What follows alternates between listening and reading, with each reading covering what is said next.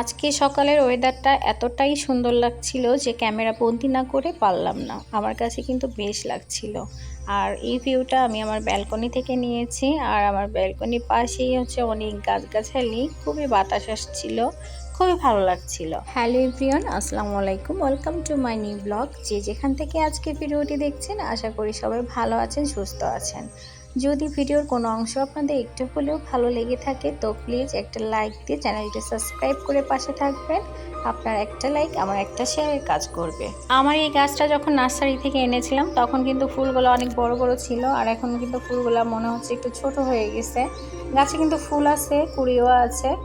আর এটা হচ্ছে হাজারি গোলাপ। এখানে কিন্তু অনেক গোলাপ ফুটছে ছোট ছোট, দেখতে কিন্তু ভালো লাগছে। গাছে যখন ফুল ফুটে তখন কিন্তু দেখতে ভালো লাগে, মনটাও ভালো লাগে। সকালে খাওয়া দাওয়া শেষ করে কিন্তু আমি ভিডিওটি স্টার্ট করেছি।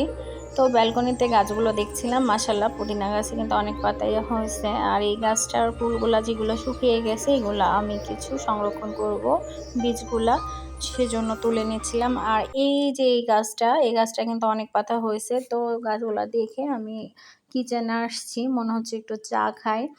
তো আসলে সবসময় লাল চাটা বেশি খাওয়া হয়, তো ভাবলাম যে একটু দুধ চা আজকে বানাবো। আজকে দুধ চা খেতে মন চাচ্ছিল, তো আমি দুধটা জাল করে চাটা করে নিব। আর আমার হাতের চা কিন্তু আমার শ্বশুর বাড়ি, বাবার বাড়ি সবাই খুব পছন্দ করে। জানি না কতটা ভালো হয়, তবে সবাই খুব প্রশংসা করে। আমার প্রিয় আপু ভাইয়েরা, কে কোথা থেকে ভিডিওটি দেখছেন এবং আমার ভিডিও আপনাদের কাছে কেমন লেগেছে অবশ্যই কমেন্ট বক্সে জানিয়ে যাবেন। আপনাদের সুন্দর সুন্দর কমেন্ট কিন্তু আমাদের নতুন নতুন ভিডিও মেক করতে অনেক উৎসাহ দেয়। তো অবশ্যই সুন্দর সুন্দর কমেন্টস করে পাশে থাকবেন, যাতে আপনাদের জন্য আরও সুন্দর সুন্দর ব্লগ ভিডিও তৈরি করতে পারি। যেহেতু নতুন ইউটিউবে কাজ করছি, অনেক কিছু ভুল ত্রুটি হতেই পারে এবং ভিডিও কতটা সুন্দর করতে পারি জানি না, তবে আস্তে আস্তে সব কিছু ঠিক হয়ে যাবে আপনারা যদি পাশে থাকেন। চাটা খেয়ে কিন্তু আমি অফ ক্যামেরায় দুপুরের জন্য সবজিগুলো কেটে গুছিয়ে নিয়েছি। আর এই যে আমি রান্নাটাও শুরু করে দিয়েছি।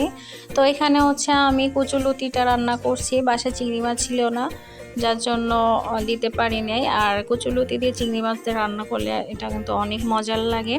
তো আজকে দুপুরে রান্না করব কচুলতি আর ঢেঁড়স ভাজি করেছি। আর এখানে হচ্ছে কচুরমুখী দিয়ে বাইম মাছের ঝোল হবে। একদম সিম্পলভাবে রান্নাটা করলাম। আর আমার হাতে রান্নাগুলো কেন যেন আপনার ভাইয়া খুবই পছন্দ করে। আমি সামান্য জিনিস রান্না করলেও তার কিন্তু খুবই ভালো লাগে খেতে।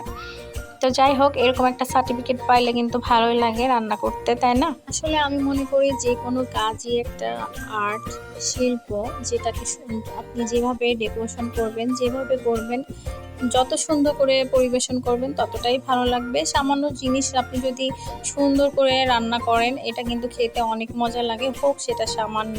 আমার তরকারিটা প্রায় হয়ে আসছে। আর তরকারিতে হচ্ছে ফোড়ানিটা মেন। ফোড়ানিটা না দিলে আমাদের বাসায় কেউ পছন্দ করে না তরকারিতে। আর আমার শ্বশুর তো ফোড়ানি না দিলে তরকারি খেতেই চায় না, আমার কাছেও বেশ লাগে। আর রান্নার পাশাপাশি আমি এই কাজটা সবসময় করি। আমার কাছে মনে হয় একটু মশলা ছিটে আসলে বারবার চুলার পাশটা আমি মুছতে থাকি। তো আমার মতন কোন কোন আপুরা এরকম করেন, কমেন্টস করে অবশ্যই জানাবেন। তো আমার রান্নাটা শেষ হয়ে গেছে, এদিকে আমি যেগুলো ধোয়ার ছিল ওগুলো ক্লিন করে নিচ্ছিলাম।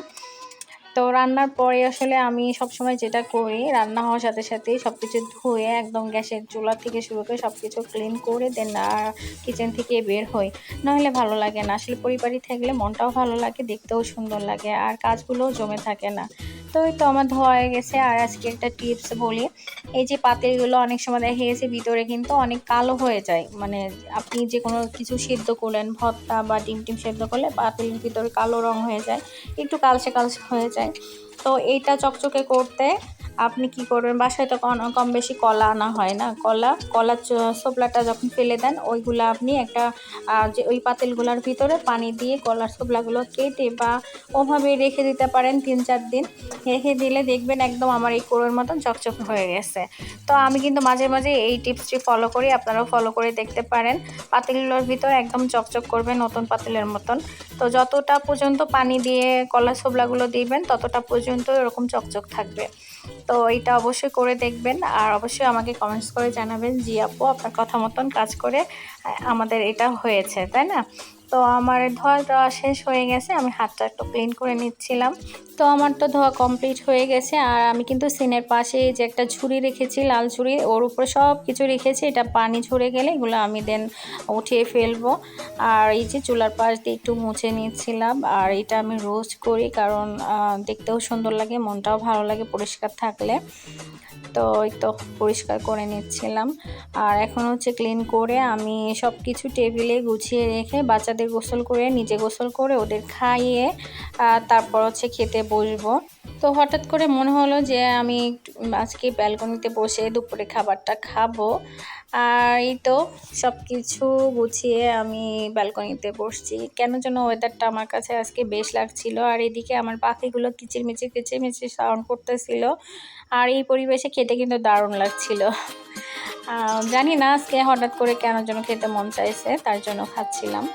আর এই যে কচুরমুখী দিয়ে তরকারিটা, কচুরলতি আর ঢেঁড়স ভাজি, এটা দিয়ে আমি দুপুরে খাবারটা খেয়ে নিলাম। আর গরম ভাতের সাথে এই আইটেমগুলো খেতে কিন্তু বেশ লাগছিল। আমি কিন্তু অনেকগুলো ভাত খেয়ে ফেলেছি। আর এদিকে দেখেন আমার পাখিগুলা কিন্তু খুব এনজয় করতেছিল, কিচকিচ করতেছিল। আর মানুষ না দেখলে ওরা বেশি কিচকিচ করে। তো ওই দেখেন পাখিগুলোকে দেখতে কিন্তু অনেক ভালো লাগে। আমার যখন একটু একা একা বোর ফিল হয়, আমি ওদের কাছে বসে থাকি, দেখতে কিন্তু অনেক ভালো লাগে। আর আজকে ওয়েদারটা দেখেন, জাস্ট ওয়াও, খুব ভালো লাগছিল। আর এরকম একটা পরিবেশে বসে আর এই ধরনের আইটেমটা খেতে কিন্তু বেশ লাগতেছিল আমার মতন। আমার কিন্তু মাংস পোলাও এগুলোর থেকে এই ধরনের আইটেম বেশি পছন্দ হয়, ভালো লাগে। এগুলো দিয়ে খেতে কিন্তু অনেকগুলো ভাত খাওয়া যায়। আর আপনাদের ভাই দুপুরে খাওয়া দাওয়া করে বলতেছে কি যে আজকে তরকারিটা অসাধারণ হয়েছে, জাস্ট অসাধারণ, অনেকগুলো ভাত খেয়ে ফেলেছি। আমি বলছি তাই, প্রতিদিন তো আমি রান্না করি, কেন আজকেরটা স্পেশাল বলো? বলতেছে যে না, জানি না, আজকে তরকারিটা আসলে অনেক মজার হয়েছিল। তো আমি খেয়ে দেখলাম যে না, আমার কাছেও ভালো লেগেছে। আর এই তরকারিটা আমার তো এমনিতেই ভালো লাগে। তো যাই হোক, আজকে ভিডিওটা কেমন লাগছে দেখেন। গল্প করতে করতে কিন্তু সবগুলো ভাত খেয়ে ফেলেছি। আর এদিকে জাহিনবাবু উঠে আসছে, ঘুমাইছিল, তো ওখান থেকে উঠে পাখির সাথে গল্প করতেছিল। আর ও কিন্তু পাখিদের সাথে অনেক গল্প করে, আর ওদের অনেক জ্বালাইও। আর এই যে ভিতরে যে লাঠিগুলা দিয়ে রাখছি আমি, আর এগুলা নিয়ে শুধু ওদের খোঁচাখুচি করে, বিরক্ত করে। তো এই যে যারা পাখি বাসায় পুষেন, তা এই যে ঘরে আমি খাবারটা দিয়েছি ভিতরে, এইগুলাই কিন্তু খাবার দিলে খাবার কিন্তু অনেক সাশ্রয় হয়। এই খাবারগুলো নিচে পড়ে না, ছিটে না। তো ওদের যতটুকু খাবারের প্রয়োজন ওরা কিন্তু এখান থেকে নিয়ে খেতে পারে। নিচে ট্রে আছে, ময়লাগুলো কিন্তু ওখানেই জমা হয়, খাবারের ময়লাগুলো। আর এই পানি থেকে কিন্তু নিমিষে ওরা পানি খেতে পারে। আর এই পানি কিন্তু নিচে পড়ার কোনো নাই, নোংরা হওয়ার কোনো নাই এটা। এই জন্য আমি কিন্তু আমার রুমে রাখতে পারি পাখিগুলোকে। তো এইভাবে কাঠিগুলো দিয়েছি যাতে ওরা সুন্দর করে দাঁড়িয়ে থাকতে পারে। আর দেখেন এই ধরনের সিস্টেমের জন্য কিন্তু আগে যে পাখিগুলা ছিল, আমার ছোট বোনের বাসায় কিন্তু অনেক পাখি। তো তখন ওরা কি যে খাবারের যে প্লাস্টিকের পটগুলো ছিল, ওগুলাই খাবার দিলে ওরা ছাড়াই খাবারগুলো নষ্ট হয়, ট্রেতে পড়ে। আর এই পটগুলো ব্যবহার করে কিন্তু আমি অনেক আরাম পেয়েছি, যার জন্য আপনাদের সাথে শেয়ার করলাম। আর এখানে একটা আমি প্লাস্টিকের ডাল দিয়েছি যাতে ওরা হাড়ির ভিতরে যেতে পারে। আর ওরা কিন্তু এটার জন্য আরও সুন্দর করে ওরা হাড়ির ভিতরে যেয়ে বসতে পারে। বা মুখ সোজাসুজি দিয়েছি যাতে ওদের আরামটা হয়।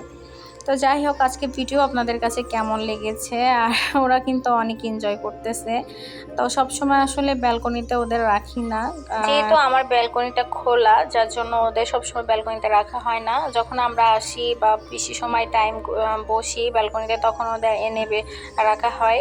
তো যাই হোক, আজকে ভিডিওটা এই পর্যন্ত, দেখা হবে নেক্সট ব্লগে। সবাই ভালো থাকবেন, আল্লাহ হাফিজ।